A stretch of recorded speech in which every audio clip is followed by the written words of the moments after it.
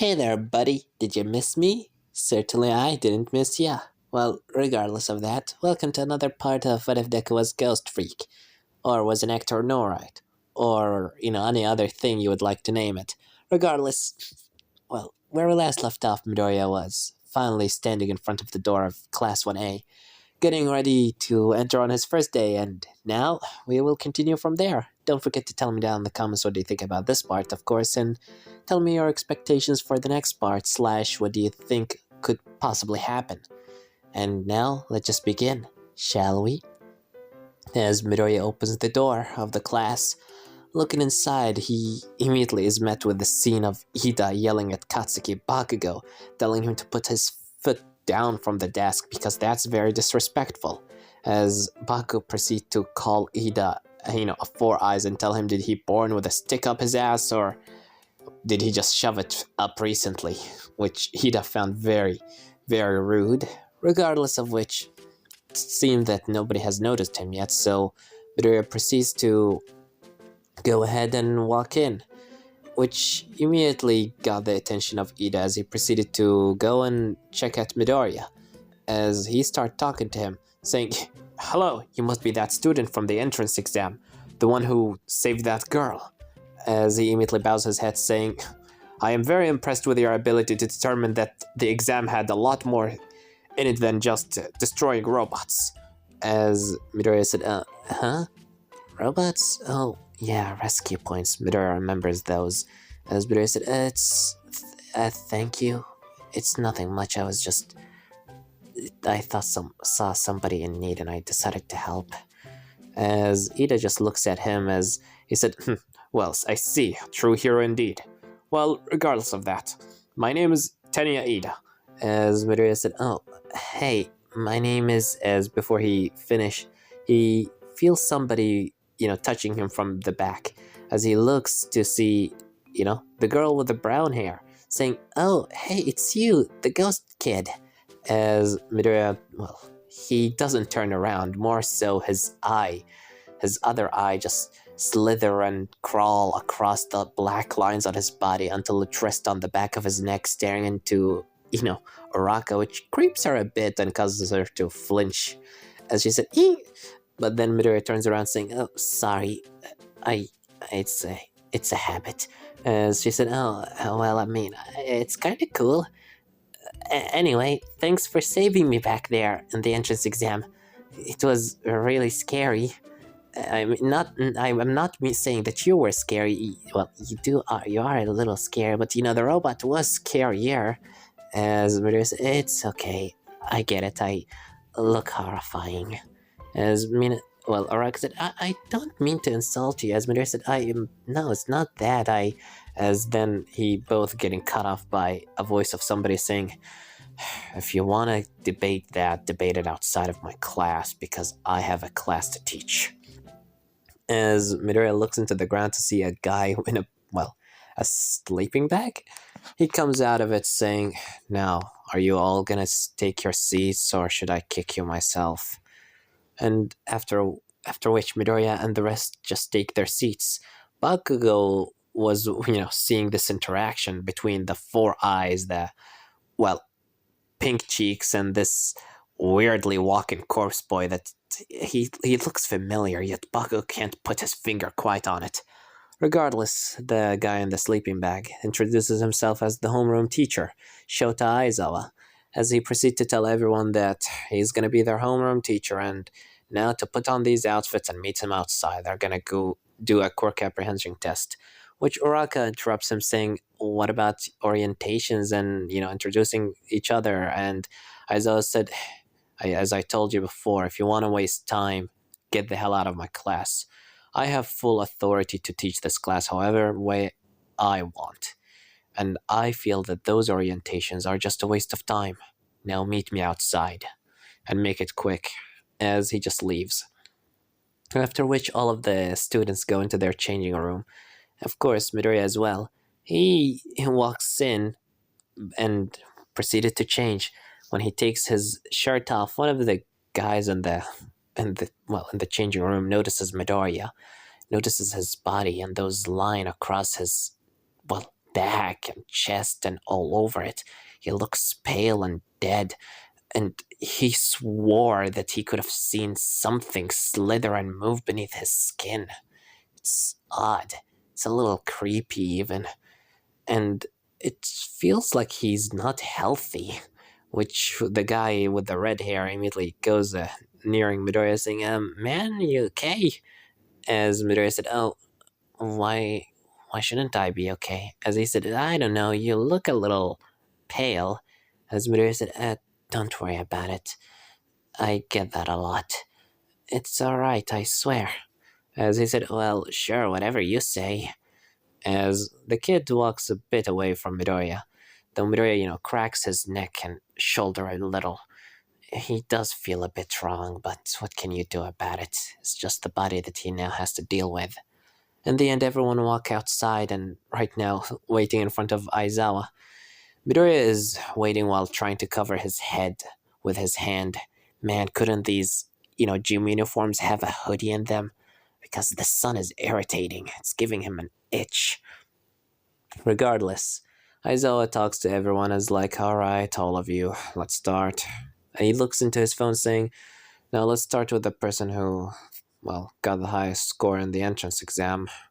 He looks at his phone and is like, Izuka Midoriya, come forward. And Bakugo's like, huh? What the? Deku? What the hell? He looks left and right. Where is Deku? There is no Deku here. But then the kid, this creepy ghost-looking kid, walk forward and Bakugo said, huh? Huh? This Deku? As Midoriya turns his head on to see Bakugo, he said, oh boy. As Bakugo just jaw dropped. What the hell? You mean this is Deku? He goes to hell and rushes looking straight into Midoriya's face saying, the hell you mean you're Deku? You're not Deku! As Aizawa's like, who the hell is Deku? I called on Izuka Midoriya. Now get back with the rest of your classmates. Then don't slow me down, Katsuki Bakugo.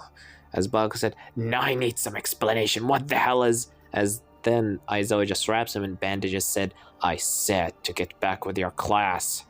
Sheesh, if you want me to expel you immediately, just say so. As immediately Aizawa said, whatever, get in the ring already. As Midoriya does. And he asked Midoriya how far did he throw the ball in middle school, while Midoriya said, give him a number. And Aizawa said, very well, do it again, but this time use your quirk. And Midoriya does so. He gets ready to throw the ball. While Aizawa just stares at Midoriya. He did get the notion from All Might that this kid seems to be having a few multiple quirks, which is very odd. And so Aizawa tests something. He activated his quirk on Midoriya as Midoriya gets ready to throw the ball, as he proceeds to throw it after staring into his hand a little, and he get a decent march. He get about, 100, which is Midoriya wasn't satisfied with, as Aizawa said, this is, certainly impressive. Not higher than any normal person could have done, but could do better. As Midoriya said, damn it. As he looks into his hand, he feels something moving under it, and he said, excuse me, Mr. Aizawa, can I have another try? As Aizawa looks at Midoriya saying, another try. Now are you saying you weren't trying your hardest back then? As Midoriya said, no, it's just, I think I can do better. As Aizawa said, well, he wants to see the full potential of the kid, or at least the one that's right now. And to be honest, he didn't believe the fact that his quirk did not work on the kid, and he just want to make sure. And so Midoriya does. Aizawa gives him another ball, as Midoriya holds the ball with one hand. But then, he just puts the ball in his mouth for a second as he looks into his right hand. He looks into the rest of the students as he turns his back on them, almost like he's hiding something, making sure to obscure their vision with his body. As Midoriya looks into his hand saying, okay, I don't know what's wrong, but this should be okay, right? I can feel it inside, but it wants to get out. Damn it, am I really gonna do this? As Midoriya finally grabs into the area between those black lines as he starts peeling off the skin off of his right arm. As eventually, when he peeled off the skin, all what was left is an arm full of tendrils where it was once. And Midorya finally returns to everyone. Everyone sees Midorya's arm just replaced with a bunch of tendrils that slither and move like parasites. And it is disgusting, not to mention the skin of his arm just dangling on the side. It gives shivers. Mina Ashido, who is standing just straight up, goes hiding behind the bigger dude with a bunch of arms because this is straight up out of a horror movie. Regardless, Aizawa is wondering what the hell is this kid doing. Midorya proceeds to wrap all of these tendrils together, focusing them, layering them one after the other, as then he grabs the ball with them and throws it. And this time he got a lot. He got 450, which is a lot, a very significantly high margin. And Aizawa said, impressive. You should have done that on the start. As Midorya just nods, and then his arm he tried to put it back together, and the skin, it just returns to its place. He tries to basically almost like dressing himself up, dressing his skin over the bone, and well, there is no bone, just tendrils. As it's back to normal. It feels odd, it feels wrong, and it feels horrific. Yet it feels natural. He goes standing by the side of the rest of the classmates, and they proceed with the other tests, such as, the 50-meter dash. He is not fast. He is fast, but not that fast. But he did use his floating abilities to his advantage. The jump, which, yes, is technically count for him as a almost infinity since he does fly. Side to side, grip tests, and other tests like these. Eventually, Midorya was placed in the top 5. Sorry. After which, the school day was over, and Midorya is right now walking down outside of UA. And as he is walking outside of UA with his hood on his head, he is followed from behind by somebody, be it a guy with a bird for a head, and not to mention Oraka. As the Midorya looks to see Oraka, as she said, "Hey, Deku," as Midorya said, "Deku?" And she said, "Oh yeah, Deku? Wasn't that what Buck called you?" As Midorya said, "My name is Izuku Midorya, sorry. That nickname is just him calling me by it. It's an insult." As she said, "Oh, well, sorry. Though Deku does sound a little, cute." As Midorya said, "Well, I prefer to go by Midorya, honestly." And, well, Midorya looks to see the other guy who introduces himself as Fumikage Tokuyami. As Midorya said, "Oh, hey." And Tokuyami is interested in him, saying that his abilities today were quite impressive. Is he by any chance an eldritch child of Cthulhu? And Midorya is like, child of what now? As Tokuyami said, "I'll take that as a no." Well, they basically proceed to talk a little about Midoriya's in general. Tokuyami also noticed Midoriya's very distastefulness for the sunlight and bright spots, which he can share, as one as well doesn't like the sun that much, though he stays under it to ensure his dark shadow stays in motion. After a while of them, all 3 of them just chatting, which kinda feels wrong. Oraka feels very out of place. On one hand, you have this kid with a bird for a head and a shadow living inside of him. On the other hand, you have the walking zombie ghost kid. And then you have her, the bright, bubbly Ravity girl. Seems very out of place. In the end, all of 3 of them return to their homes after separating at the train station. And the next day, all of Class 1A meets together once more, and it's time for a much more important lesson. It's time for Heroes vs. Villains training. And so everyone watches as All Might slams through the door saying, "I am here!" And everyone gets excited. All Might introduces himself and tells them that they're gonna have villains versus heroes, and the students will simulate the situation. And first of all, everyone needs their hero costume. And so all of the students go out and meet in the fake city of Ground Beta, and everyone is right now complimenting each other outfits. Kirishima, Araka, of course, Tokiyami as well. And eventually they wonder where is Midorya. But then they hear a sound from the tunnel, from the darkness of the tunnel, calling, saying, "I'm here." As they look to see just glowing purple eye, one that's staring right at them, while another purple eye that keeps crawling, moving, without a single specific spot.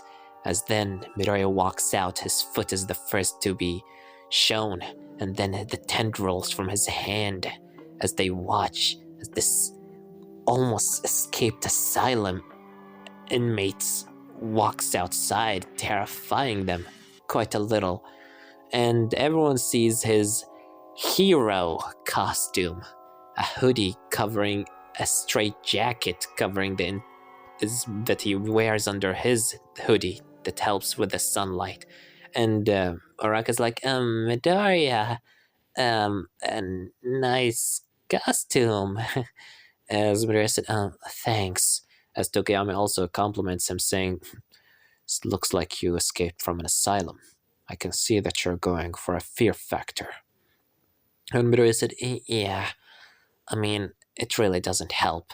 When you look like him, if you're gonna be walking around looking like a walking corpse full of maggots and parasites, you might as well just play into the fear factor of it all, right? And, well, Tokiyami just agrees with that. What can you do about it? Regardless, he proceeds to All Might looks at them saying, "Well, they say the clothes make the pros." As he looks at Midorya saying, "It is an old saying. Regardless, it's time for us to decide our teams." And Midorya picked a team. He teams up with Araka, as he is gonna face against Katsuki Bakugo with the help of Ida. And Midorya and Araka will be the hero team, while Bakugo and Ida will be the villain team, which feels very fitting. Regardless, as all the others go into the camera's room, Midorya and Araka are just on the outside, and she asks, saying, "So, what's the plan?" And Midorya said, "Bakugo will most definitely come after me, which will gonna give you time to deal with Ida. I'll make sure to get rid of him as quickly as possible." As Araka said, "You two seem to have quite the history, huh?" And Midorya said, "Yeah, you don't know the half of it." And Araka just watches Midorya. The way he speaks, the way he carries himself, it's a lot more different than she saw yesterday. Not like he was any energetic yesterday, but he was a lot more, happier. Now he looks focused, dark. Maybe that's the effect of talking to that Tokiyami kid. Who knows? Regardless, Midorya and Araka walk inside. After a while of walking, immediately Bakugo finds Araka, but he doesn't find Midorya anywhere. But then suddenly he feels a punch right in his stomach as Midorya turns visible again, as he said, "Now, run." As Bakugo looks into Midorya saying, "Grr, there you are." As Bakugo just yells at Midorya saying, "Finally time that I get to beat you." As Midorya said, "Well then bring it." And they proceeded to fight. Bakugo goes ahead and starts throwing explosions while Midorya turns invisible, and Bakugo just losing track of him. He feels something touching him on his shoulder, and so he turns around to throw an explosion, but nothing is there. He feels another thing tapping on his foot, but then he throws an explosion there and nothing is there. He hears a noise in the distance, and so he goes chasing it. As he starts looking left and right, he's walking in the halls. Suddenly the lights start flickering, and one of the lights then break above his head. He throws an explosion in that direction, but nothing. He follows the sound of footsteps as he finds it behind a door. As he goes inside the room before the door behind of him closes and the windows shut closed, as the light break and flickers, and Bakugo just getting tired of all of this stupid nonsense, as he just throws an explosion inside the room, exploding it entirely, and walking outside from the smoke. As Midorya is thrown into the side, he got damaged there, since Bakugo just decided to blow everything up, and Bakugo's like, "I'm done with this stupid horror movie nonsense of yours. fight me! Show yourself so I can kill you! As you hear a sound from the building, as if the building itself talking, saying, kill me? You want to kill me, but how can you kill me, you idiot? As then, from behind of him, Midorya appears as Bakugo turns around and sees Midorya, and Midorya yells at him saying, I'm already dead! As he proceeds to fly at Bakugo, grabs him by his chest and drags him on the floor before throwing him up into the ceiling. As Bakugo slams into the ceiling, Midorya, disappears out of his eyesight. Bakugo tries to lift himself off of the ground. He places his hands and lifts his head, but then a hand comes from the floor and grabs into his hair before slamming him repeatedly into the ground. And in the camera's room, everyone is watching Midorya slamming Bakugo's head over and over and over into the concrete as they're like, jeez. Kaminari looks at this and like, remind me to never piss this guy, okay? As Tokiyami said, quite the horrific and savage fighting style, suitable of a monster born from the abyss. As well, Mina is certainly still hiding behind of Shoji. Regardless, Midorya has finally stopped since Bakugo just decided to throw an explosion into the floor, destroying the ground beneath of him, which caused him to drop one floor down. As Bakugo stands up, he's very, his head is bleeding and his vision is blurry. But then he looks Midorya, he sees him in the distance standing, and Bakugo said, I'm done with this, as his, gauntlets are finally powered up, as he said, fine, finally, I'll kill you with this. As All Might in the camera's room is like, don't do it, Katsuki, you'll kill him. As he said, not if he dodges, come on, he can turn intangible, he'll survive. As he proceeds to blast his gauntlet at Midorya, and the smoke fills the entire area. But when the smoke clears, he sees Midorya nowhere. He looks left and right, but there's nothing. But then he feels something inside of his brain, and from behind, Midorya comes and shoves his hands inside of Bakugo's head. Bakugo feels his mind going numb. He can feel himself being lobotomized, and his brain turning into mush before Midorya takes his hand outside of Bakugo's head after he done screaming an agonizing yell of pure agony.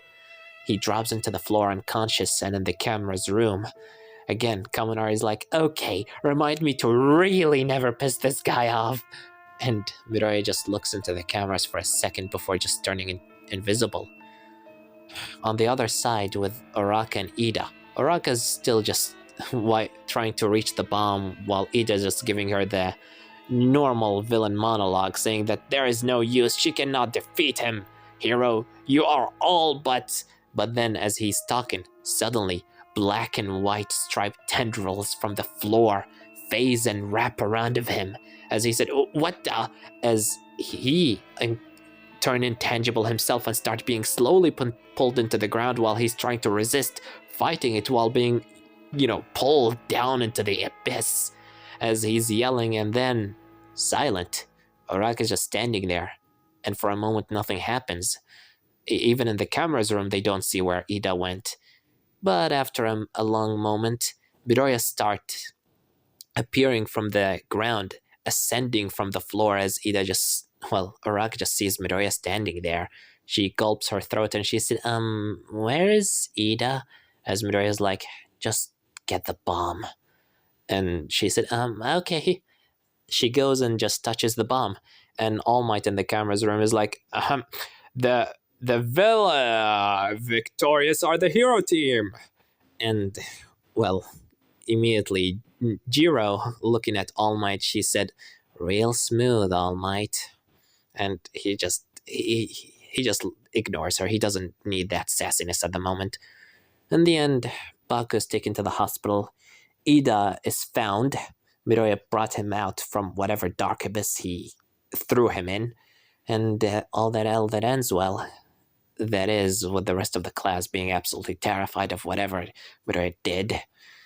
And, of course, Momo decided to explain the fact that Ida was probably the MVP of the match, since he was the one with the most clear of plan. As for Midorya, he was playing with Bakugo for a while. In the end, everyone else has their little moment and training down with the heroes versus villains. In the end, Midorya just leaves the school and goes back home. Nothing really much other than that. No one tries to talk to him, uh, other than All Might, that met him on the outside of the school. He tried to talk to Midorya as he said, "Young Midorya, I need to talk with you about what happened today. You are a hero of great potential and a student that will become a great pro in the future. But I have a few notes about the way you handle yourself in a fight," as immediately All Might just put his hand on Midoriya's shoulder from behind, and for some reason, that got on Midoriya's nerve. In a moment, he pushed All Might's hand off, saying, "Don't touch me!" As All Might just takes a step back, seeing how Midoriya was very violent when All Might touched him. As Midoriya just looks at him, saying, I don't, I need to go." As he just leaves, and All Might said, "Great job. Great teacher of the year.